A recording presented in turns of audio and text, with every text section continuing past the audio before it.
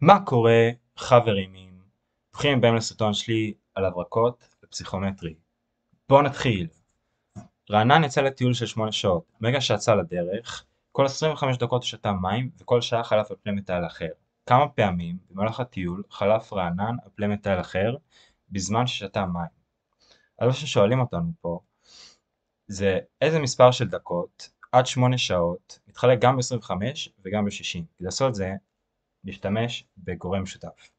אז 25 מתחלק ל-5 כפול 5. 60 גם הוא מתחלק ב-5 וגם ב-12.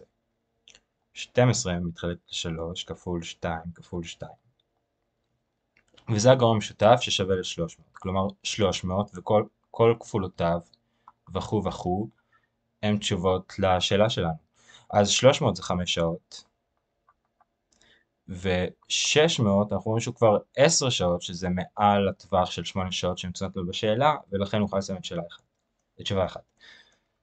הלאה, הממוצע של 14 מספרים הוא 65, הממוצע של 10 מתוכם הוא 61. מה הממוצע של 4 מספרים האחרים?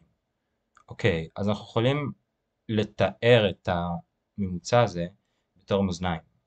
אז באמצע יש לנו 65, ובצד אחד יש לנו 61, ובצד השני אנחנו לא יודעים מה יש לנו. המרחק בין 61 ל-65 הוא 4. המרחק בין 65 לצד השני הוא מה שאנחנו מנסים למצוא. יש לנו 10 מספרים בצד אחד ו4 מספרים בצד אחר. כדי שיהיה שוויון, כדי שהממוצע יהיה מאוזן, אז כמות המספרים כפול המרחק מהאמצע צריך להיות שווה בשתי הצדדים. כלומר, x שווה 10, 65 ועוד 10 שווה 75, 4 זה התשובה הנכונה. הלאה. אוקיי, בשאלה הזאת אנחנו יכולים למצוא את התשובה רק על פי התשובות. אז כפי שאנחנו רואים, יש לנו a ועוד b ועוד c בחזקת 2.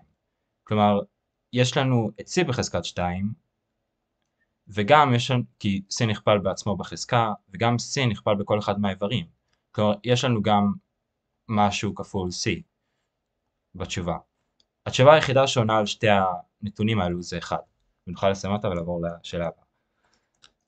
אוקיי, אז בשאלה הזאת אנחנו מדברים על ליאור שכל יום הוא מקבל כסף לבית ספר. אז בשאלה הזאת שואלים אותנו לאיזה סכום מסוים נגיע ביום לכל המוקדם בלה בלה בלה. אז אנחנו יכולים לפסול מיד את התשובות שבת ושישי, כי בשבת ושישי לאו דווקא הולכים לבית ספר. בשבת אף פעם לא הולכים לבית ספר, ולכן אם אנחנו בלחץ זמן מטורף נוכל לפסול את שתי השאלות האלו ופשוט להמר על אחד משאלות 3 ו-4. אז כן, אוקיי, שאלה הבאה. על צלעותיו של משולש וצלעות שאורך צלעו A נבנו 3 משולשים ישרי זווית ושווה שוקיים. מה סכום שטחי המשולשים הקיים? אוקיי, אז מה שאנחנו רואים פה, יש לנו משולש כסף שבגלל שהוא שווה שוקיים ו-90 מעלות הוא משולש כסף, ולכן אנחנו יכולים לחשוב עליו בתור רבע משטחו של ריבוע, כי בעצם ריבוע זה פשוט 4 משולשי כסף, ולכן שלושה השטחים הקיים שווים לשלושת רבעי משטח הריבוע שהוא a בחזקת 2, וזאת שווה 4, נסמן אותה. אוקיי, שאלה 16. פרסו את מעטפתו של גליל, שרדיוס בסיסו r וגובהו h. על המלבן שנוצר מן המעטפת בנו תיבה שגובה r. אוקיי, בשאלה הזאת בעצם דמיינתי פיצה, ופרסתי את הפיצה. עכשיו, כשפרסתי את הפיצה, הנחתי את כל המשולשים שלה, אחד עד השני. כמו בסרטוט. וראיתי שהפיצה לא מכילה את כל הקופסה. ולכן נצטרך עוד פיצה.